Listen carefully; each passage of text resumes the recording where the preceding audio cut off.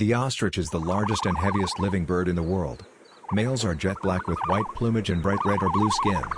Females are fairly uniform in color, with earthy gray-brown plumage and skin. Large adults can reach a height of 2.75 meters. Adults may weigh up to 156.5 kilograms. These birds feed on fruit, seeds, leaves, shoots, shrubs and succulent plants. They may also feed on invertebrates, lizards, and other small animals. Stones may be ingested to aid in digestion.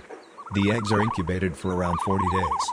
They may live up to 40 years in managed care, but their lifespan in the wild is unknown. These birds can be found throughout much of Africa, including Mauritania, Mali, Niger, Chad, Sudan, Ethiopia, Eritrea, Kenya, Uganda, Tanzania, Angola, Namibia, South Africa, Botswana, Zambia, Zimbabwe, and Mozambique.